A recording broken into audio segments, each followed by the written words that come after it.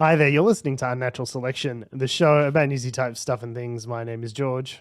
My name is Tom. And my name is Adam. And with our powers combined, we are Unnatural Selection. Make sure you visit us at our salubrious home on the web, unnaturalshow.com.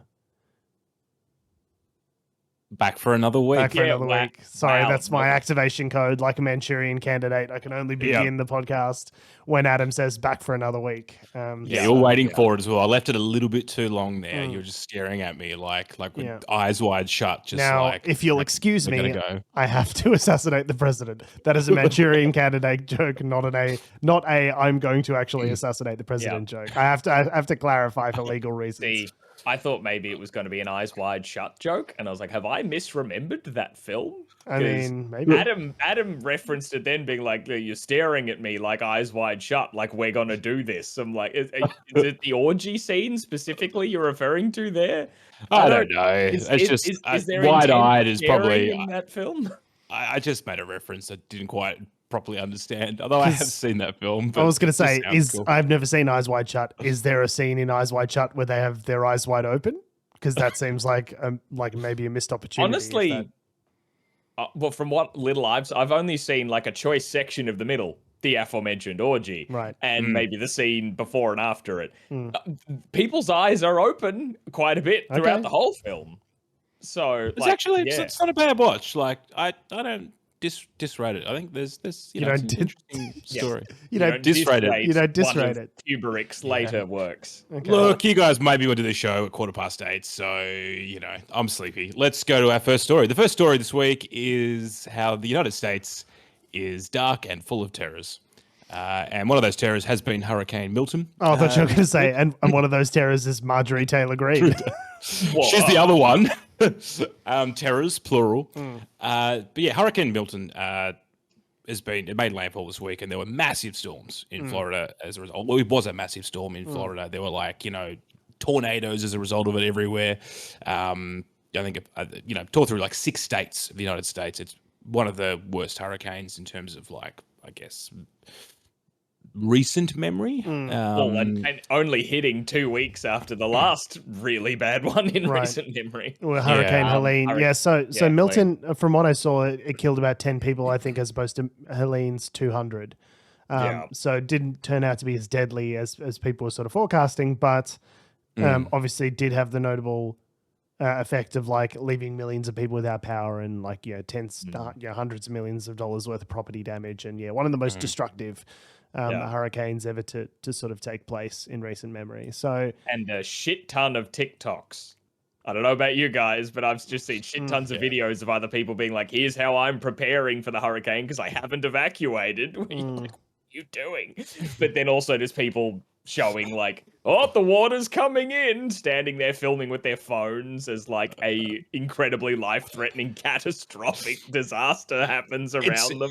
It is, look, as a consumer of content, it is incredibly interesting, and please give me more. But if you were to put the shoe on the other foot, and then if you were to look at that, like if you were third person watching the person filming themselves while all this was happening, you'd be like, what? Yeah. What are you doing? It's funny because watching the first person view of that content, we're like, oh my God, this is a crazy storm. Like, what an interesting video. Yeah. But if you were to like Boyfriends of Instagram style, be a third person watching that person filming that content, you'd be like, you're a fucking idiot. Get out of there. You must run. You're a moron. Save your life. What are you doing? You're going to get took the fuck out by a flying stop sign at 200 miles an hour. Just get out. Like the movie Twister, if they were like, hang on, let's just stop driving away from the tornado, and we'll just sit around and we'll just take a selfie. That's not how that works. Wait, isn't that? I hate to do this to you twice in one episode already, Adam, but isn't in Twister the whole point? They do both. They do both. Trying to stop to get the little balls that can sense storms into the. They want to be there when shit's going down. And that'll be too close. And there are several bits in Twister where they are trying to run away from tornadoes. So there's both running away from tornadoes and or driving close to them. The fact they have to run away is because they got too close in the first place. Very true.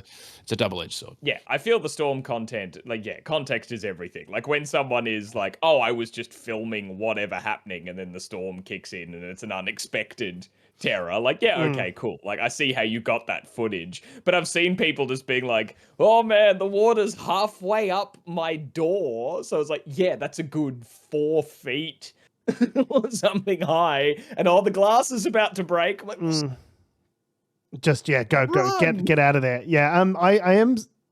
on a slightly darker note, I'm sure that a bunch of those people's the last thing on their some of those people died, and like the last thing you'll find on their phone would be, or them filming being like, water's sure getting high, which like I understand the argument of like like Tom's making of like get the fuck out of there, but I'm also aware that like if you're just like stuck on the roof of your house and there's nothing to do and you're just waiting for rescue, like documenting things seems like a fine enough way to spend your time if you're sat there with your phone and no internet connection and just document the end of days. I'm glad you're with me here, phone, here at the end of all things.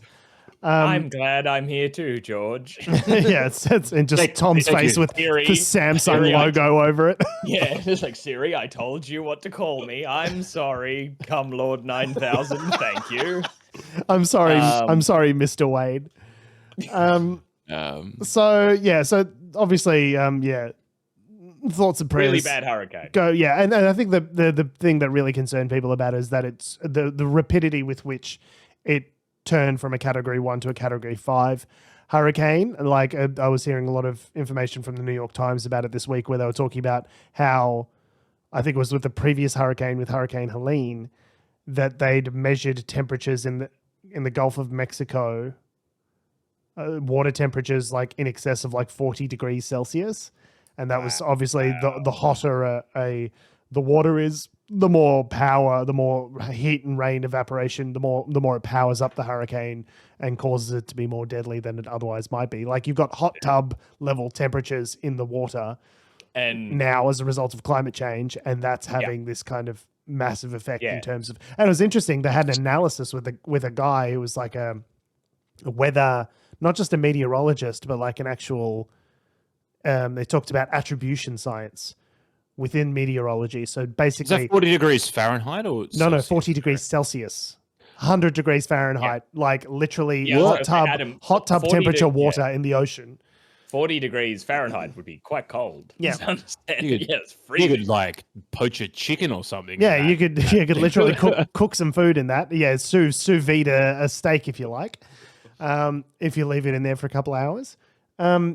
So yeah, this guy was on the New York Times, the Daily podcast, was talking about attribution science for these hurricanes, basically doing modeling in real time that suggests how much more severe these particular storms would be as a result of climate change. Basically, they model a pre-climate change world and how the storm would perform in that world again, and show it against what it looks like in a post-climate change world and how it performs in our world. And the differential is ascribed to, hey, this is, dropped 50% more rain and was 10 times as severe because of climate change. And you can actually attribute it down to, the specific amount that climate change.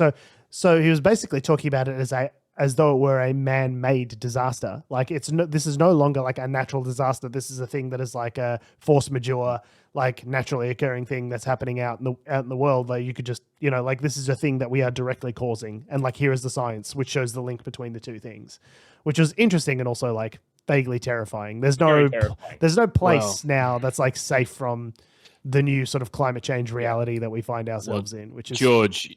You're saying it's a man-made disaster, and I'm here to say that there are a lot of people in the United States that would agree with you. Who would very much agree with you. But yes, different direction. They do think it is man-made, but for different reasons. So, noted genius and She-Hulk understudy Marjorie Taylor Greene has been making some comments this week about the ability of people to manipulate the weather. Yeah, so maybe the generous read. Of it. Yeah, so where to begin? The thrust is the Democrats have manipulated the weather to stop people voting in Florida. Is education illegal in America? That's maybe not illegal. Highly discouraged. Maybe it's a misdemeanor. rather than an actual crime. Yeah, it's not a felony, but it is discouraged. So last week, Marjorie Taylor Greene wrote on social media that, quote, yes, they control the weather, adding, quote, it's ridiculous for anyone to lie and say it can't be done. And Politico hastens to add, it remains unclear who they is. So I don't know. Are they talking about Jews? Are they talking about Democrats? Are they talking about the government? Who knows? The elite, George. The elite. The elite. Sorry, it's the elite. Yeah. Yeah, you would think that... they is always reference to the elite. As someone who's now like Marjorie Taylor Greene, who's been part of a representative in the government for several sitting congresswoman for several years, like, wouldn't you argue that she is one of the elite now? And if that was no. And it's also crazy. It's all crazy. Yeah, but to be clear, and I can't believe I have to say this, the government cannot control the weather, and is certainly, even if they could control the weather, certainly not deploying weather to Florida. Strategically, in order to stop people from voting. Guys, it's okay, because no one listens to Marjorie Taylor Greene. Oh, wait. They do. Oh, they do. No, it's very bad when, again, a sitting congressperson says something insane like this. But I think it's also as we say, the government can't be you can't create weather events strategically, to make them. But they kind of do have to accept, if they are going with this plot line of crazy conspiracy, that people can change the climate. Yeah, I know, right? Yeah, it does presuppose that man-made climate change exists, right? Yes, that man-made climate change exists. They're clearly disagreeing as to what kind of man-made climate change it is, whether or not it's our, capitalist drive is just warming the oceans, therefore making more powerful hurricanes, therefore, etc. Or if, much like the space lasers, the Jewish space lasers are heating up the ocean in order to ipso facto, the election step 3 profit. The thing that really concerns me about is that the people who believe this dogshit conspiracy theories, they'll go so deep into 12D galaxy braining, this whole connection between, Charlie Day bird law, kind of, that crazy gif of Charlie Day with the red thread on the walls and him looking, they'll go into the nth degree of the wind on the moon, the flag shouldn't be flapping, and look at this photo from July 12th. And, they'll go to that level of research in order to try and understand it. But God forbid they ever just spent 15 minutes Googling, trying to understand climate change and why it's, if you spent any, a fraction of this effort in actually understanding the issue, you would be there 8 times sooner. But the fact that but all the articles online, George, they're all controlled by the elite. So therefore, the data's you can't trust them. But the data has been. But the elite are the ones that know the stuff. You know what I mean?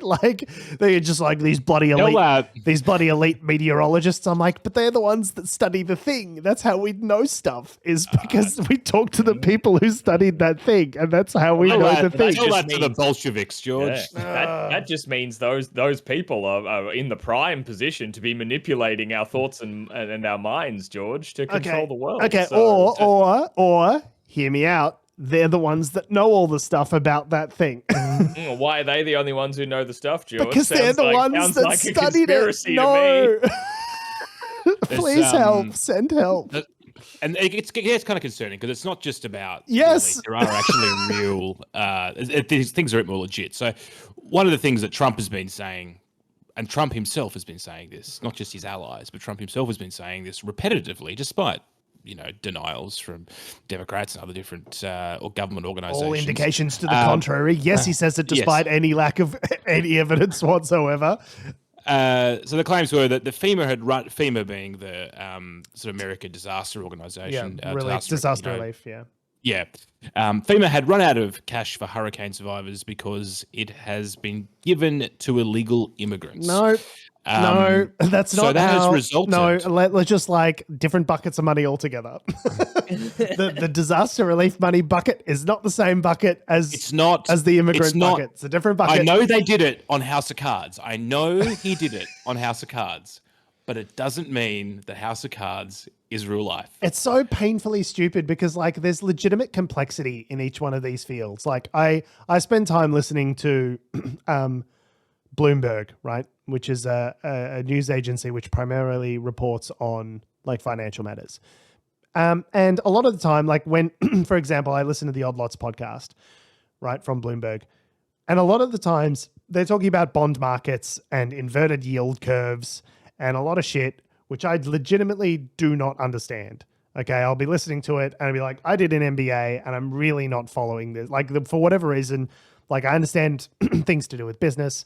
I understand things to do with corporate finance and collateralized debt obligations and the order of that people get paid back into when, you know, a company goes bankrupt. Like all of that stuff makes sense to me. Whenever they start talking about bond yields, my eyes just glaze over and, you know, the eat the pudding goes over and over in my head. I do not understand it, but I recognize that these are smart people and there is complexity here. And maybe if I try and listen to it, even if I don't quite understand it at first, maybe I'll understand it better over time, right? It's called learning. And I just feel like these people are very sure, like Marjorie Taylor Greene, very, very sure that she knows what's going on. But like there's a whole world of complexity within meteorology. Like if she just spent any time trying to actually understand it rather than like saying dumb shit confidently, then she might actually grasp the fact that there's like huge amounts of complexity there. And just because you heard like a Radio Lab episode about cloud seeding one time and trying to get like 13% more water out of clouds in the Saudi Arabian desert, like that doesn't mean that ipso facto the government controls the weather with Jewish space lasers. Like if you just took a little bit of time, like if you just got like 5% in, there's like all this this beautiful, wonderful complexity in all these complex systems that you can learn about, and you can actually like get better at understanding it if you try. And they're just like, don't. I think that's too generous a read, George. I don't think it's a lack of the will or the drive to actually learn. I think it's more she's realized she can be continuously re-elected and paid a high salary if she keeps a certain base of people willing to vote for her. It is the constant tension that I have with these people where I'm wondering, like, are you just an idiot or a professional liar? Like, is that because that seems to be like the dichotomy. They can be both. You can be both. Yeah, you can be both. I think you can be both. I think they can and often are. Both is good. Worth mentioning here. So it's gotten to the point now where meteorologists have been starting to get like death threats. So cool and normal. What a cool country. So basically, Kate Nicolau is a Michigan-based meteorologist, said that she and her colleagues have borne the brunt of a bunch of conspiracy theories, having received messages claiming that there are Category 6 hurricanes. There aren't. And that meteorologists or the government are creating and directing hurricanes. They aren't. And even that scientists should be killed and radar equipment should be demolished. So that's not just an isolated thing. It's been happening to a number of different organizations and meteorologists across the board. Right. So it's just like virologists during the height of the pandemic. Correct. Exactly the same thing. Great. And look, you know, it's the same thing with the pandemic, right? It's the same social phenomenon. Like it's cognitive dissonance, and it's the same thing as, you know, if you're a fervent believer in if you're a hardcore Mormon, for instance, right? Like you will ignore all other rationale and logical thinking and you will create, your worldview, or you'll see things in the worldview that you want and the way you want to see them. But it's the same amount of, the thing that I find interesting about that, it's like, it's the same amount of effort to like create your own bespoke custom reality. It's the same amount of effort as it is to like uncover the actual reality that's based in science. You know what I mean? It's the same amount of like listening and reading and, you know. I get that you're right. But one of those realities involves like a conspiracy of Jewish space lasers. It is more fun. One of them You're is right. just textbooks. Yeah. You know, if it's the same effort, I'm picking the more fun one. You're right. We're just going to look at it like that. There was this quote that I can't remember the attribution. I remember something I saw on Twitter. And it said something to the effect of like, why do we blame the billionaires that they think are controlling everything, as opposed to the billionaires that we actually know are controlling everything. It's like, it's like we know who the bad guys are. Like, we don't need to make up new bad guys about billionaire elites secretly controlling and pulling the strings behind the scenes. It's like, we know there are actual billionaires in front of the scenes pulling the strings in front of us, and we know their names, and their names are Elon.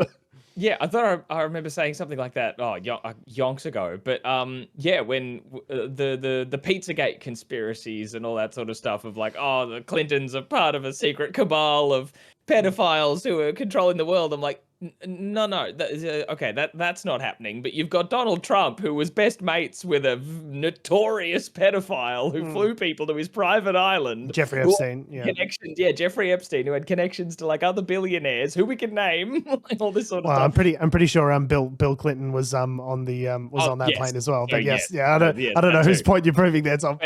No, but just the point I'm proving there is that it's like you never see them digging in and wanting to uncover that conspiracy, the one that has some actual evidence. Yeah, we know there are actual billionaire pedophile elites. Like we have their names, and their names are Prince Andrew, allegedly.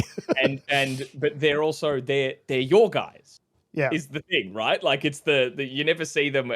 Someone was just pointing out like, it's never when it's the right-wing people part of the secret pedophile cabal. Yeah, they're never digging into them and that conspiracy and its dangers. It's like, no, we ignore that. That's fine. But I think we want, like, I think that the human mind craves. The reason why conspiracy theories are enticing is because they. And I think you've summarized this. Others. Yeah. Right? Yeah. It's a status thing. I know something you don't because I'm smart. Exactly. And it's this sort of, it's a way, I think George has said this before, but it's a way of people that aren't particularly bright to make themselves feel smart. And, to have a hot take on something that's, or to be in the know and to sort of feel that you are elevated or somehow, maybe we're the same doing this podcast, right? Like maybe it's the same social phenomenon, but at least we're reading stuff that's relatively fact-based. Everyone, as we learn in performing arts, everyone just wants to get loved by their mum. Everyone wants a bit of attention. Yeah, and that's all it is. So obviously this has been playing out in Florida, this hurricane, and just with all this misinformation flying around, you would think that Republican members of state would be turning around and saying that the federal government is not doing all it can, and look at this, all this evidence of the federal government dropping the ball when it comes to the response, and of course that has not been the case. Even Ron DeSantis, noted professional liar and piece of shit, has said no, like we're pretty good, like the Biden administration has been pretty good and we've been getting what we need. So, like, chill. Christina Pashore, a spokesperson for DeSantis, also cautioned people to be aware of outlandish claims spreading online, whilst still disparaging news outlets as untrustworthy. And I think here is the central crux of the problem. Because, like, Christina Pashore, who's a spokesperson for DeSantis, and thus also, by definition, a professional lying piece of shit, said, if you wouldn't believe a New York Times story based solely on anonymous sources, and I wouldn't, you shouldn't believe engagement-baiting posts like these that make outlandish claims without evidence, Pashore said Wednesday on X, alongside screenshots of false posts that had thousands of likes. Likewise, you shouldn't believe every TikTok video of someone crying in their car, she wrote. Anyone can post anything for engagement. There's no way to verify if they're telling the truth. Natural disasters like hurricanes are prime topics for online engagement farming because people are paying attention to it. And yes, that's true, but I would argue the candidate that you are a spokesperson for is one of the chief reasons as to why the information system is so polluted, because of the falsehoods that they professionally spread.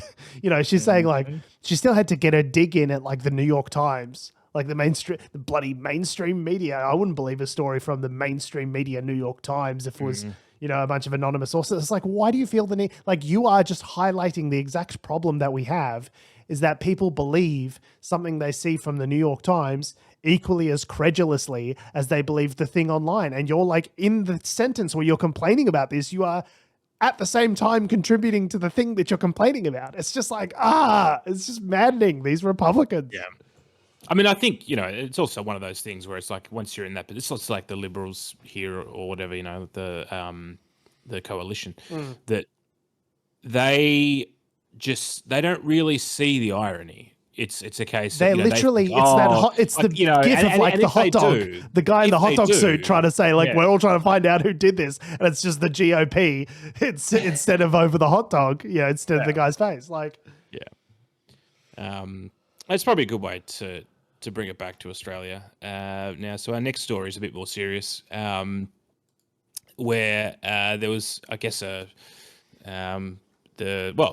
basically the senior staffer to the Deputy Prime Minister, Richard Marles, has come out this week and raised an internal bullying complaint. So Joe Tarnaworski, if I've pronounced that correctly. I'm sure you haven't. Yep.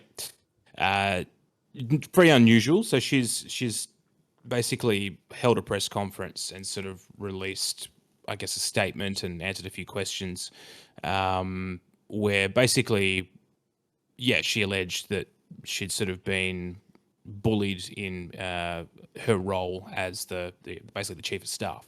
By Richard Marles, I think, is the implication. Well, no. So she didn't specifically in the last, say... like right at the end of the article, it's kind of like throughout the article, it doesn't mention it. Just said like bullying happened. We don't know by whom. There was very passive voice throughout the article. Yeah. And then in the last few sentences, what I want, she says, quote, "What I want is for people to know the truth and for Richard Marles, as well as those who have enabled his behavior, to be held accountable for what has happened." Unquote.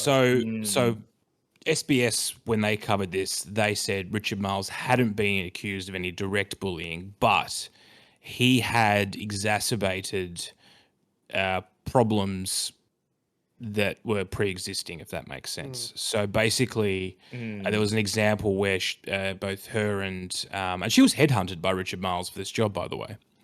And they've known each other for some time. I think she worked for him in 2012, 2013. So they've known each other for quite a while. So, and he has like nice things to say about her as well, saying that she was very talented. I'm just like, what the fuck happened here? Like, it's so basically they went to. There's obviously been some stuff going on, and they went to Ukraine. On the way back from Ukraine, she raised some of these allegations, and he was apparently fairly dismissive, according to SBS World News. So.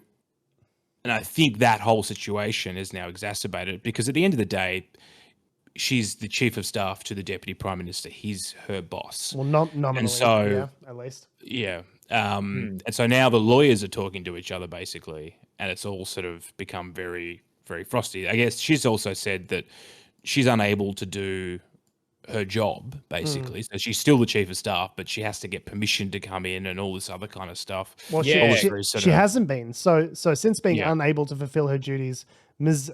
Tarnowski said she has been contemplating completing interim work with the Prime Minister's office to support and mentor other chiefs of staff. So it sounds like she's just been doing like busy work. Sidelined.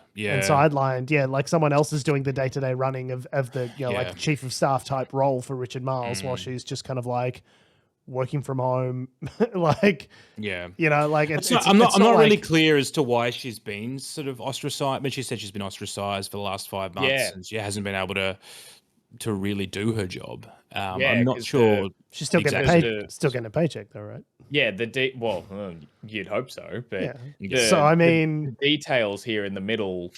I don't know. To many people, this seems like an ideal situation. You're still drawing your full government AP6 paycheck. Well, in this case, it's not office space. She has been severely, obviously mentally distressed, case. But I'm saying, silver lining.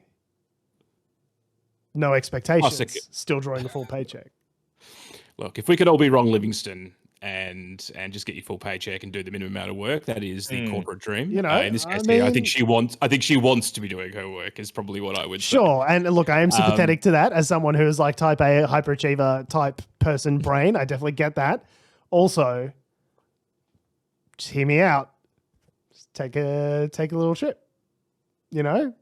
Well, that's kind of what happened, sort of is what I understood from the start. So like, she raised the complaints to Richard Marles while they were traveling from that trip back from Ukraine. And when they got back to Australia, she alleges that Mr. Marles made it clear that she should, quote, start looking for alternative employment, and demanded she take several weeks leave. Weird that he didn't just fire her if that was the... Yeah. Like, I suppose he knew that he would be held... like liable if he did that, if she's just and especially reported a bullying complaint and then all of a sudden she's fired. Like obviously fired. You can't do that, but like and so she did take those several weeks leave, and then when she tried to return to work, she's alleging that they were like, you can't come back to your role or the office without permission, and they don't seem to have granted it. So really very strange. weird.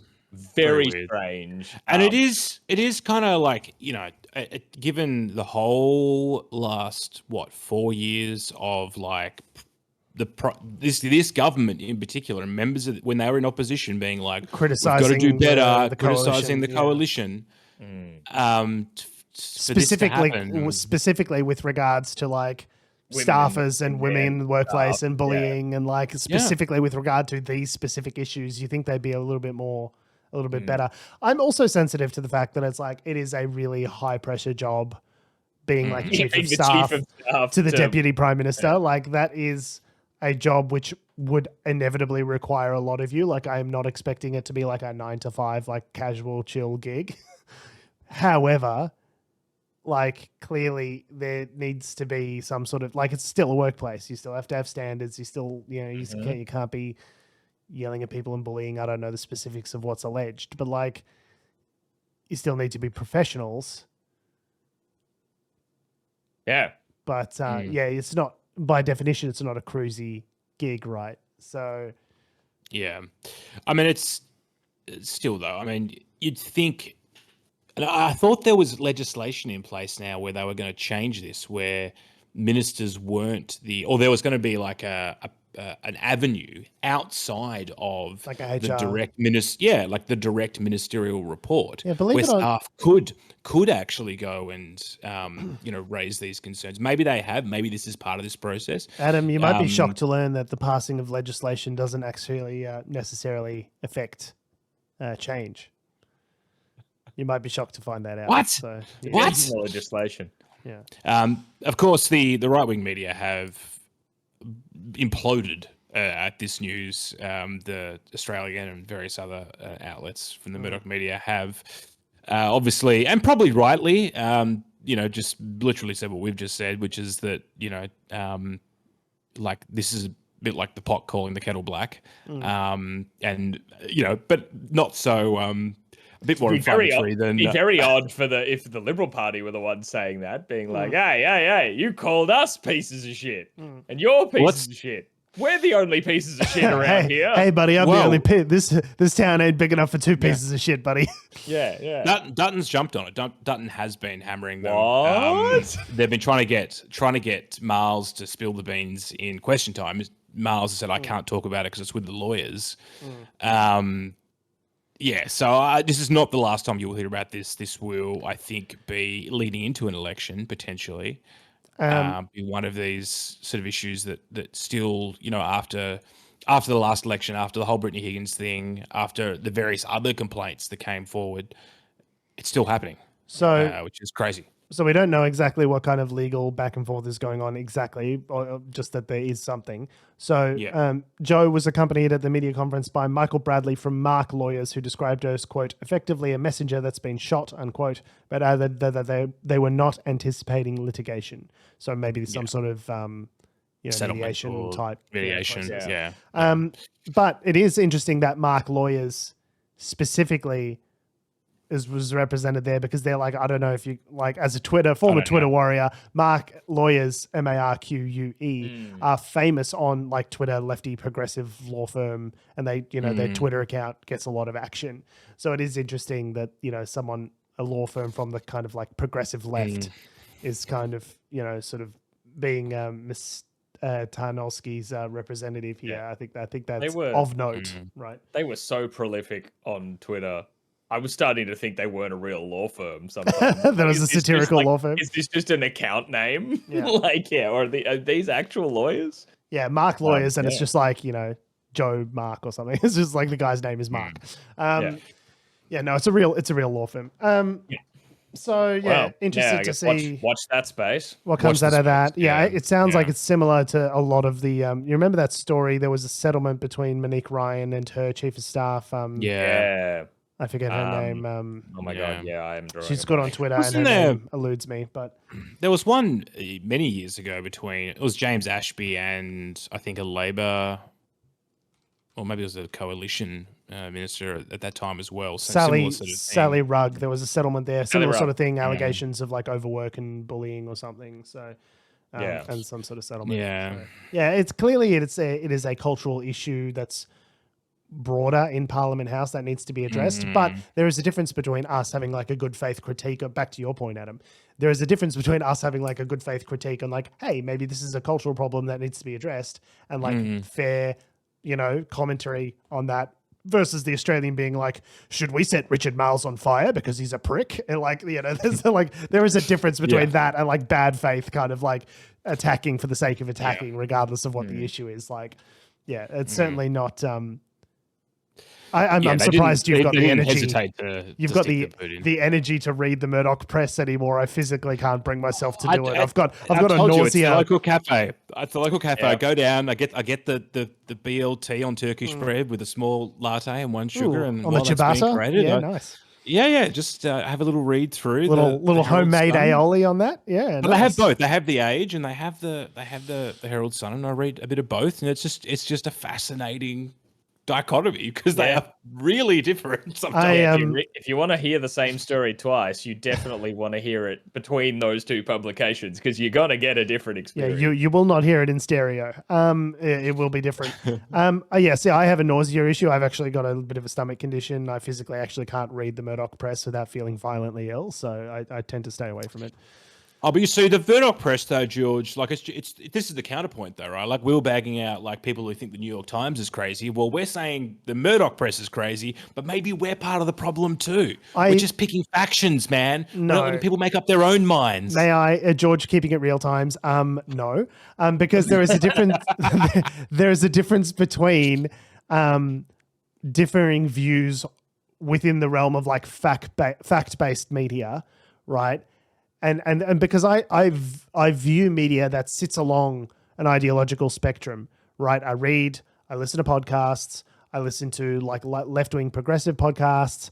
I do listen to like some conservative voices as well.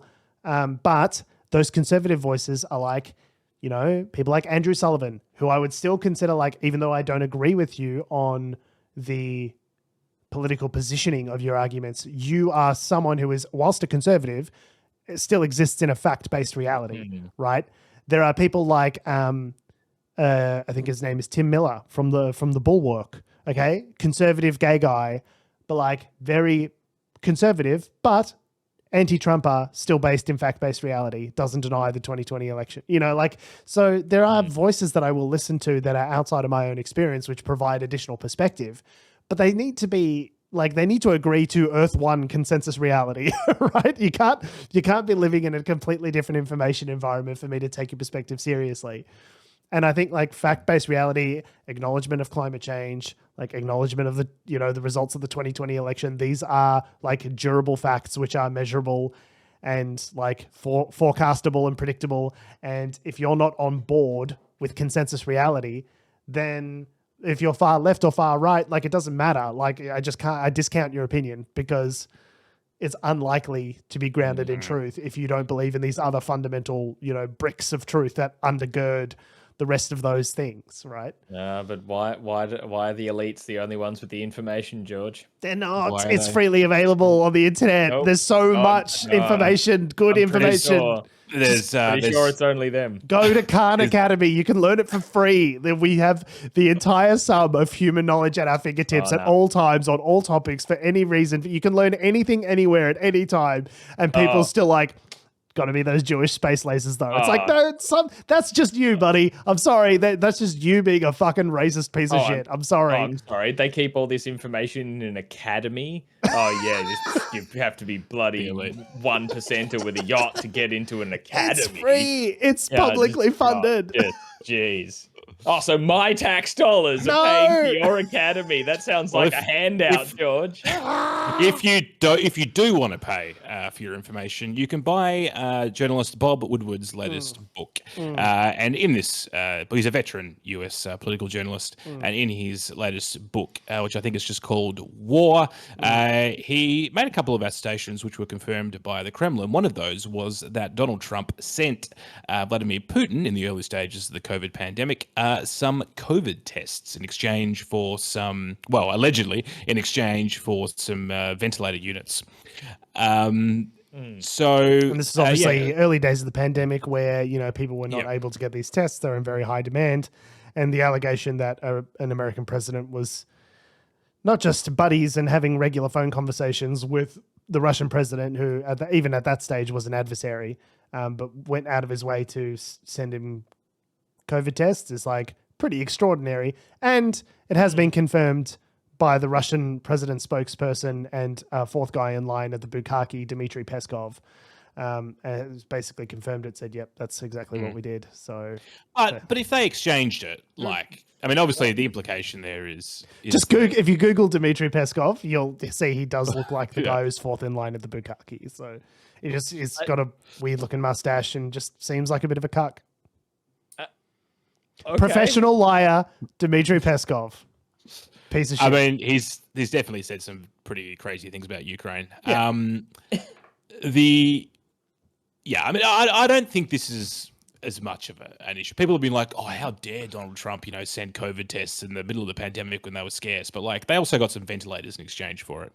And maybe according to the Russians, you would hope at a worldwide pandemic, at the early stage of it, that leaders would collaborate to some extent. So I don't know. I think this is a bit of a Bob Woodward's trying to be like. I think maybe a bit. I think but the implication I thought here is it wasn't like we're going to give Russia tests because your system needs them. It was like, hey, Putin, for you yourself specifically. My understanding was for the personal use of the Russian president was the idea. I'm gonna take tests away from our public to make sure that Putin can, I don't know, maintain his I definitely want to keep living because so many people want to assassinate me kind of life going. It speaks to a wider relationship with Trump and Putin that shows a more expansive personal relationship than either of them have ever acknowledged in public. And given the Russiagate, allegations of meddling in the 2016 election and, Donald Trump saying, Russia, if you're listening, hack Hillary's emails and release them. And, and then that happened. Evidence of, Russian money going into American political ads. I think, they've found there was like $500,000 of Facebook ads ran in the 2016 election that were directly paid for by Russian. Renee DeResta has done a whole breakdown of the whole Russian bot network that was supporting Trump, and it's just another thing to add onto that pile where they go, oh, Russiagate was a hoax at the end. It's like, well, no, there's a lot of evidence that ties these two figures of being Donald Trump and Vladimir Putin together in a way that's substantial and exists, that's durable over time. Right. So Woodward also reported in this book that Trump and Putin may have spoken up to 7 times on the phone since 2021, including after Russia's full-scale invasion of Ukraine in February of 2022, which backdoor, back channel diplomacy when you're not the president anymore is not an okay thing to be doing. Right? When you're just some guy. Yeah, if you're just some guy, and what is he making representations? Is he making promises saying if I get back in next time around, we'll do XYZ differently? That's the sort of shit that people get in a lot of trouble for, right? So it speaks to a broader relationship than either of them acknowledged. I think that's significant. It's one of those things where, excuse me, I think perhaps, the closeness of Trump to Putin, strongman dictatorship heads, was probably overblown a little bit. But either way, it's like any conflict of interest. You don't have to be besties with someone to necessarily have, your judgment clouded. The other aspect as well is, and this is probably more likely, is that Putin knows, and we've spoken about this before, Putin knows that Trump is a useful idiot. Yeah. And I don't think that any relationship with Putin, would be genuine in the sense of a Genuinely pro. Yeah, they're not buds. Like, Putin's looking at him across the table going, I can manipulate the ever-loving shit out of this fucking moron. Like, former KGB guy. Like, he knows how to do this stuff, right? And it also, like, Trump just, it shows, it's another brick in the wall that shows how much Trump admires, strong men shitheads. Like, he's got this weird, buddy-buddy relationship with Kim Jong-un, and he loves Viktor Orban. And like, it's another piece of evidence that shows the kind of people that he likes, that he venerates and wants to associate with.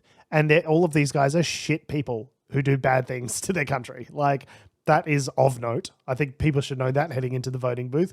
Will it affect, a swing voter in Dearborn, Michigan? Probably not. But I think, it's true. So it should be out there. Yeah. Oh, that soundbite of Trump saying, like, that it's amazing that, when Kim Jong-un speaks, people, like, stand up at attention or something for him. And then and like, says it with a heart on. I'd love that. Yeah, he's like, he straight up says, I want that. I want my people to do that. I want to be a big dictator. I want to be loved like that. It's like, no, they don't love him, buddy. They're afraid. They clap because if they don't clap loud enough, the person next to them reports them. They end up in the fucking gulag. It's not love. It's fear, you psycho. I forget who he was talking to. It was like backstage at a Fox show or something. I think maybe Brian Kilmeade or I forget. But no, terrifying clip. When I saw that, I was like, oh yeah. And I thought Trump couldn't surprise me anymore. But yeah, that was frightening. There is no depths to which his narcissism will not plunge. Speaking of frightening, there's a story this week that has emerged from New Zealand, which has been going on since 2021, but it's sort of re-emerged this week, where basically a fugitive father and his 3 children, who he hasn't necessarily kidnapped, but he's taken away. And they're not in his custody. Like, they're not legally supposed to be in his custody. Yeah.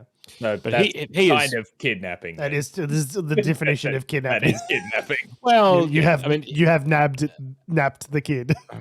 A fugitive father and his 3 children have been seen together for the first time in nearly 3 years along the west coast of New Zealand's North Island. So just before Christmas in 2021, Tom Phillips fled into the wilderness with his children, Ember, Maverick, and Jada, following a dispute with their mother. Man, there are some white people names.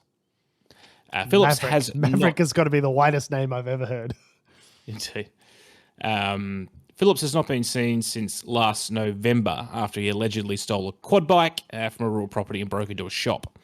So there's a few, I guess how this all sort of came about was back in 2021, Phillips and his children went camping for a number of weeks.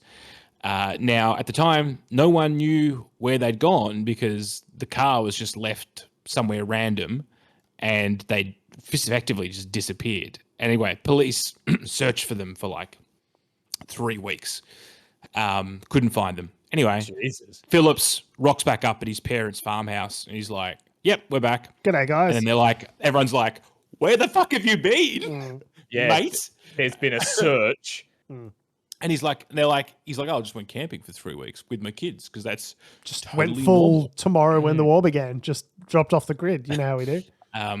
I think they've always been educated at home from memory. When I read that somewhere, but so it's not like they had to be at school or anything. But like, either way. Well, they had to be in school at home, learning still.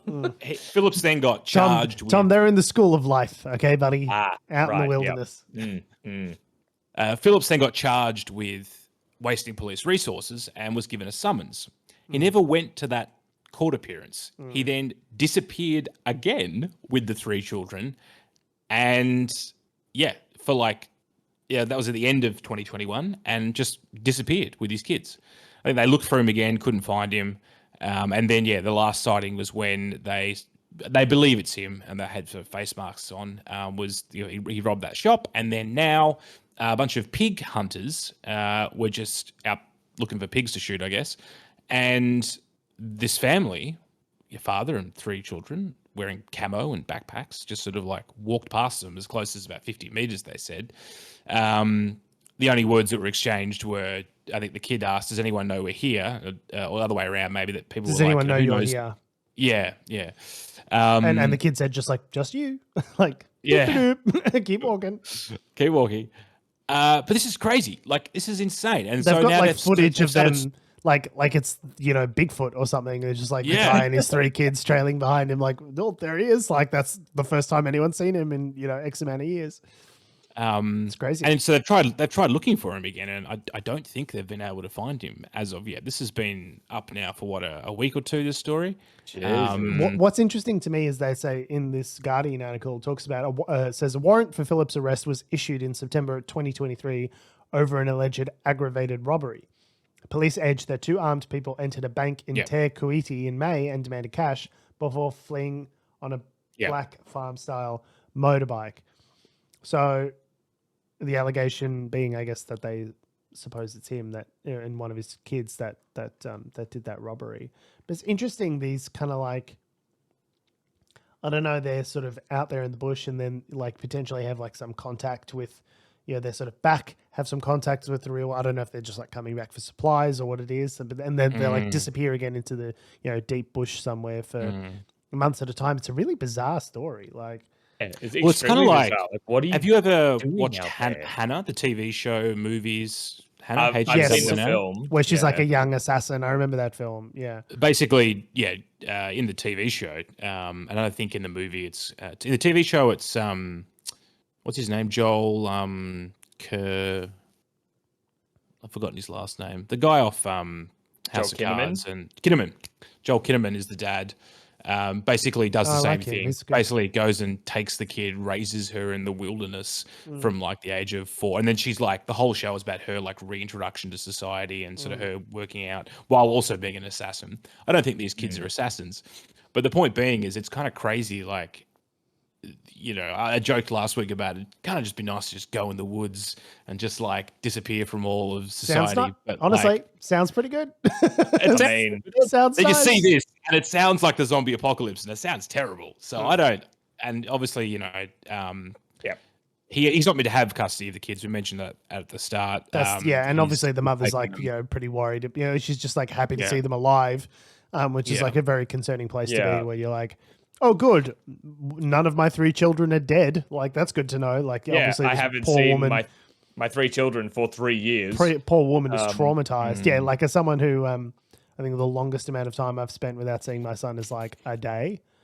And you're like, oh, there's my guy. Like, I miss you. Like, it's been like 12 hours or something that I haven't seen him. Like, you know, to not know where your kids are for 3 years, I can't imagine how weird and traumatizing and awful that must be for her. I also don't know how someone disappears into the bush that easily. Like, I guess I don't know about New Zealand so much. Because, like, have you fucking watched Lord of the Rings? Like, it's huge, bloody Mines of Moria and Misty Mountains and shit. Like, there's whole swathes of that country that haven't been touched since a film crew rolled there 20 years ago. Like, I think especially if you're on foot, like, because I know all the stories you see of like, you know, of people trying to get away with murders and all that, and like driving bodies into the wilderness, and we still find out where they did it, and the cops come and find them or find the bodies and all that sort of stuff, and you're a bit like, wow, like even in this modern day and age, you can't even get super remote. It's like, no, you can, just you can't you can't use roads. Like, if you're on foot. Like, I don't know about New Zealand, but, you know, like Australia being such a fucking big place, you could just disappear. Surprised they can't just get like some drones up there with like thermal cameras. Some thermal imaging. Like, but like there's so much country to cover. Like how many... how much ground... How much resources are you going to expend on catching this guy? That's the thing. It's not like he's, you know, a serial killer or something like that, and you deploy half the country looking for him. Like, if they're maybe hitting banks and all that sort of stuff, which also just makes me think, why? Why are you hitting banks? What do you need, like... money for?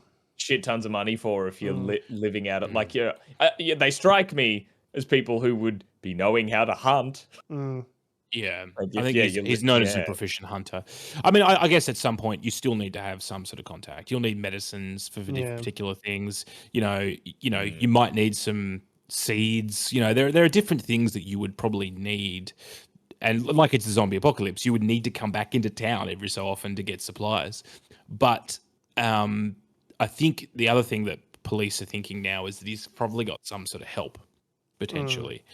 Or that some people have community of people out in off the grid. Maybe it's somehow, there are people that have, whether it might not be consistent, but at least on one-off occasions have provided assistance to him and the kids. Just getting a message through. Netflix has already greenlit 3 seasons of this, so it's great. Okay. Yeah, I'm just I'm very keen to see the 9-part premium grade limited series starring Colin Firth.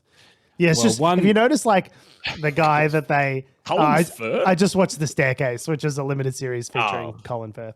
Yeah, but if you notice, like, the limited series, the actors they get to represent the real people in these limited series are always like way hotter, way than more the attractive. people that it's just like, have you seen like famous actors? No, I know. I'm just saying, like, they do them a lot of favors. Like I saw an ad for the Menendez brothers, who like famously killed their parents. I was like, those guys are way hotter than the Menendez brothers actually were. Like, they're doing them such huge favors. Or the what was the other one? What was the cannibal serial killer? The guy who Jeffrey Dahmer. Jeffrey Dahmer. Dahmer. Yeah, like the actor who played that. Like, was so much hotter than Jeffrey Dahmer. Like, and everyone's like, yes, daddy. Like, I was like, no, he's not a daddy. He's a guy who had sex with people's heads. Like, stop making him hot. Like, the actors are so hot that play these people. Like, just get an uggo. There's plenty of ugly actors. I feel that's maybe less like a, hey, how dare you cast, I forget who played Jeffrey Dahmer in that. Like, how dare you cast this attractive person to play Jeffrey Dahmer, and more a, hey, maybe don't watch the show about Jeffrey Dahmer and get turned on by Jeffrey Dahmer. That sounds like a you problem.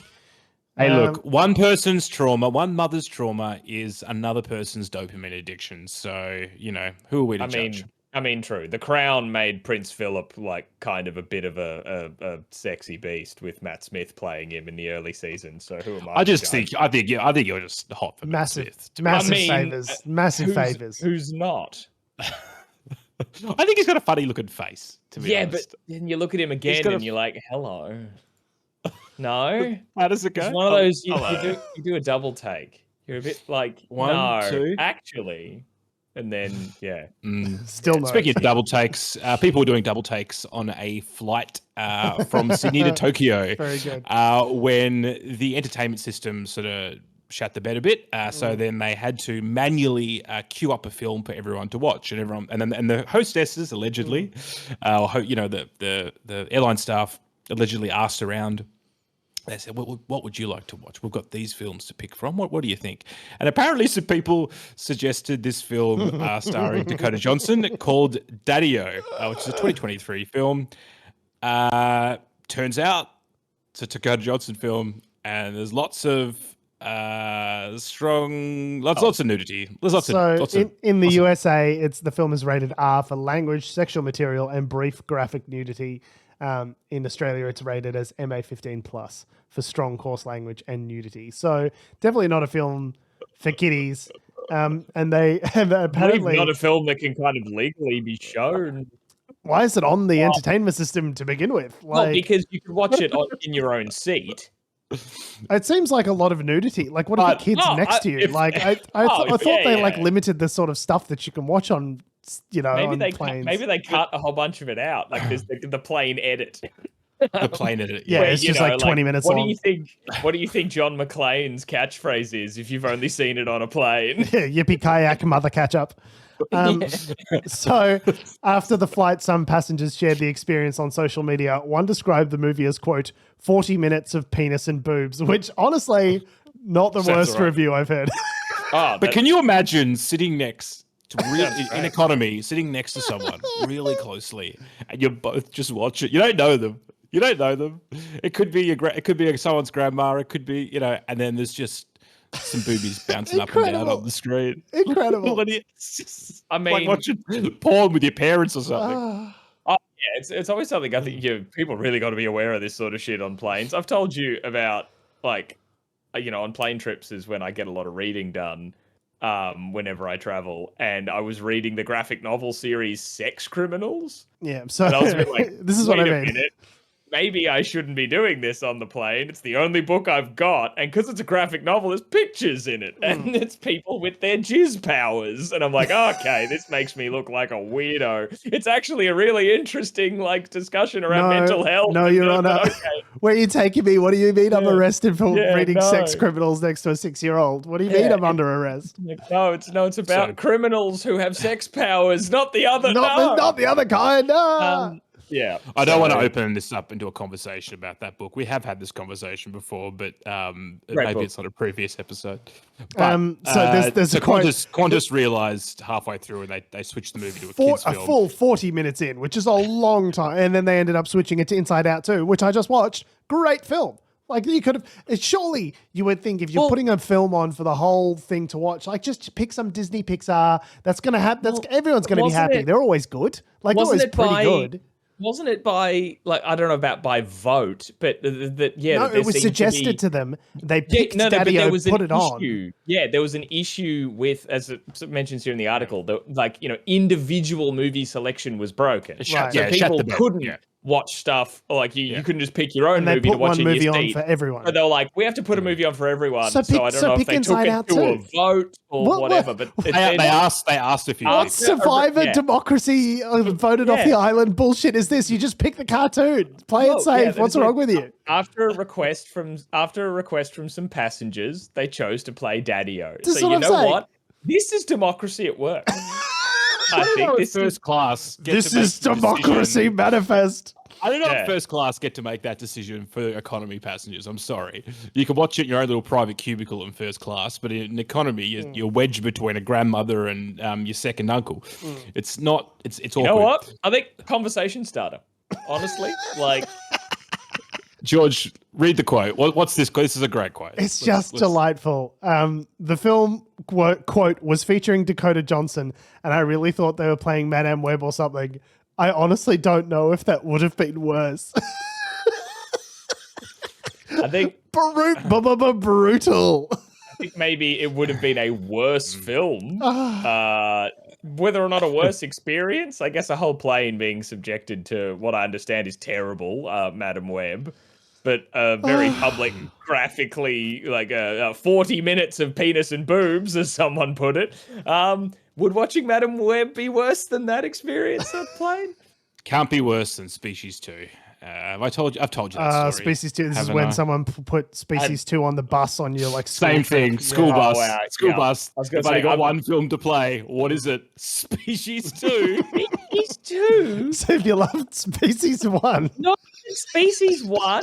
Yes, I've seen both these films. Species 2 was definitely Species 1 at least had Frank Molina and a bunch of well-known actors. Yeah, Alfred Molina, Alfred Molina, legit actors. Forrest Whitaker. Yeah.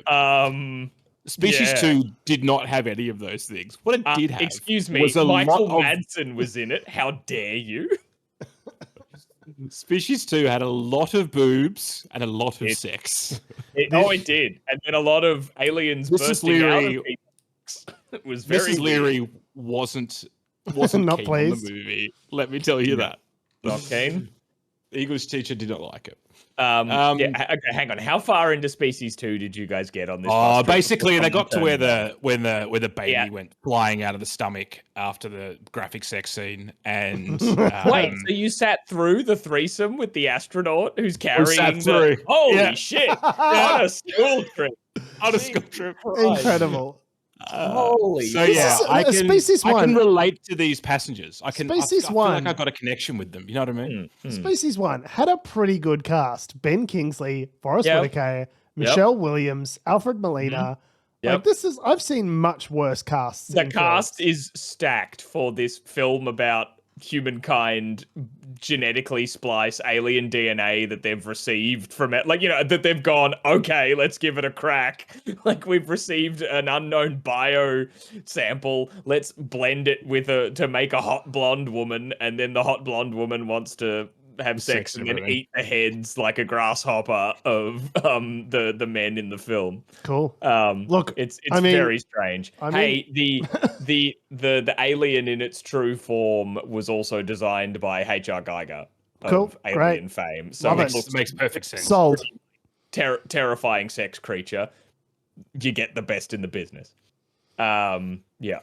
6 out of 10 on IMDb. Oh yeah, it's a solid 6 out of 10. It's not good. They made 4 of them. Is it better than Daddy-O? That's the question. I have not seen Daddy-O. I kind of now want to. You mean in the first 40 minutes there's penis and boobs? It's Dakota Johnson, so it's obviously bad. But is it fun bad or is it bad? Seen good Dakota Johnson films. Such as? I mean, let me have a think. Tom Heath, professional liar. Tom Heath, professional liar. I just actually have drawn a blank because the first movie of hers that I watched that I really enjoyed was 50 Shades of Grey, but that's not a good film. Solid 6 out of 10. Maybe, yeah. Solid 6 out of 10 as a movie. A solid 10 out of 10 if you are plastered and it's the outdoor cinema when you're watching it.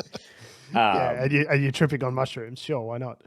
It was brilliant. Social Network? Yeah, but who was she? I don't even remember her being in that. We go. Bad Times at the El Royale. That was an awesome movie, and Dakota That was a good Johnson's film. in it. But is she ever the good part of good films, or is she an incidental part of good films? I've never seen a film that she's been in where she's been the good part of that film. She earns more than you do, so... Well, that is not a high bar to clear, Adam. On that note, we have been, we are, and we always will be Unnatural Selection. Make sure you visit us at our salubrious home on the web, unnaturalshow.com. Make sure you, follow us at our handle at Unnatural Show. That's Twitter, Facebook, YouTube, Instagram, and Mother Flippin' TikTok. Make sure you follow me on Twitter and Instagram at George Tsipos. You can follow me on Twitter at Tom D. Heath. And you can follow me down into the New Zealand wilderness where I'll be endeavouring to live for longer than 24 hours. Because there's literally a TV show called Alone, which it's Alone Australia, but it's set in New Zealand. And so the whole thing is can you go into the wilderness and survive with nothing but a sleeping bag and an axe? And turns out it's really fucking hard. Yeah, it's not easy to do, especially when, you roll up on a mine and you realize the dwarves delved too greedily and too deep and they awaken something in the darkness. That's the Balrogs. The Balrogs will get you. They'll get you. Thanks for listening, guys. Love your faces. We'll see you next week. Man. Sorry, I was just reading the log line for Daddy-O and it sounds really boring. Well, go on. I might chop this out of the show, but go on. A woman taking a cab ride from JFK engages in a conversation with the taxi driver about the important relationships in their lives. The taxi driver's Sean Penn. Boo. How is this movie 40 minutes of penis and boobs? Well, it's Sean Penn. Who knows? Go anyway.